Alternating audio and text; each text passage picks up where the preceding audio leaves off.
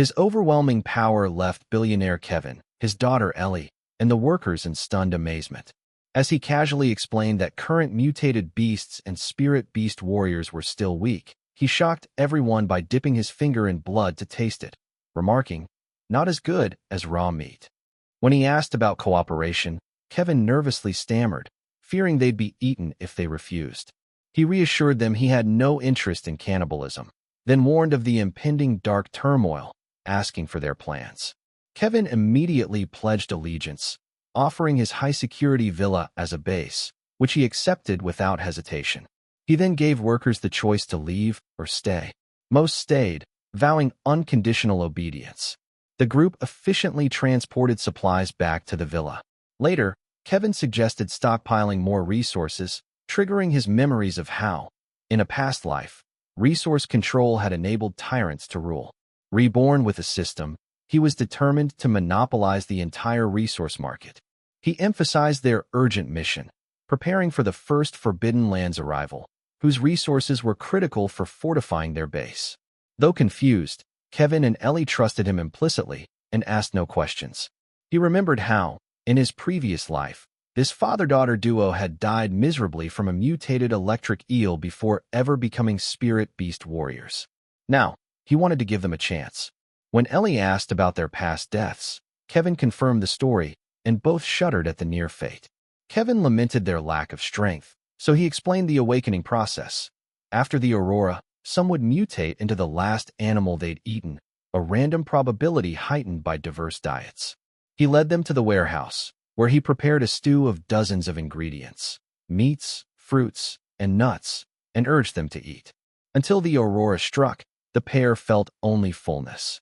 He told them to rest up for the next day's mission, but they tossed and turned, anxious about the collapsing world, while he stood on the balcony, gazing at the stars and mourning the last night of peace. At 8 a.m. the next day, a pale blue aurora swept across the planet, inaugurating the dark turmoil. Animals mutated into hideous monsters, a 3-meter rabid dog, a giant carnivorous parrot, while humans awakened as spirit beast warriors. In the villa, Kevin and Ellie transformed. Ellie glowed with golden light, a sunflower symbol on her forehead, able to heal wounds and boost strength. Kevin towered at 3 meters, muscular with bull-like horns, possessing incredible strength and durability. He was astonished by their simultaneous awakenings, noting that Ellie's rare plant-based ability made her a precious support, enhancing her divine aura and beauty. The wealthy father and daughter successfully awakened their abilities and were filled with deep gratitude towards him. He proposed venturing into the first Forbidden Zone to obtain resources to strengthen their villa. Although the pair knew nothing about the Forbidden Zone, they placed unconditional trust in him. Leading a massive workforce that included 8 awakened spirit beast warriors among the laborers, they set out in full force. With all willing to follow his lead, they departed in a cargo truck, witnessing chaos. Warriors looting shops, military skirmishes, and terrified civilians. Half an hour later, they reached the Forbidden Lands entrance, a swirling vortex at an abandoned amusement park. Crowds eyed the portal warily, but he floored the gas, driving straight into the vortex.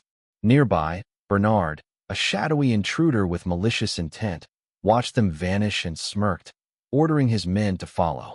Inside the Forbidden Land, a dim, fog-shrouded realm stretched before them, lit by a blood-red sun. Ghostly howls echoed from the mist. "These are dark beings, extraterrestrial horrors," he explained, then told Kevin to drive while he cleared the path. When 6 2-meter-tall figures emerged from the fog, their glowing green eyes piercing the gloom, Kevin reached for the door, ready to help. But in a blur, he swiped a palm, reducing the creatures to bloody mist. Kevin froze, torn between awe and disbelief. Were the dark beings this weak, or was he a god? Ellie stared, spellbound by his power and grace, her heart fluttering. After eliminating the dark beings, he nodded towards Ellie and the others, signaling it was time to move on. Having started absorbing and consuming genetic material 3 days before the onset of the dark turmoil, he had achieved a triune state by fusing 3 distinct gene sequences. This made his power far surpass that of the dark beings within the first Forbidden Land, creatures whose strength matched that of newly awakened spirit beast warriors. He didn't even need to transform into his beast form. A simple swipe of his palm was enough to annihilate them. Even when 13 shadowy figures emerged, he dispatched them with a single strike, reducing them to nothingness in an instant. From the truck's cab, Kevin and Ellie watched every display of his overwhelming might. At first, they stared in awe, their eyes wide with disbelief. But as his effortless slaughter continued, their expressions gradually dulled into numb acceptance. During a lull, Kevin took the opportunity to inquire about his daughter's feelings towards the powerful young man. "Ellie, what do you think of him?" he asked, his tone casual yet purposeful, hoping to nudge his daughter towards a potential romance. Flushing deeply, Ellie shot him a chiding look. "Dad, stop talking nonsense," she protested, though her flustered reaction betrayed her true emotions.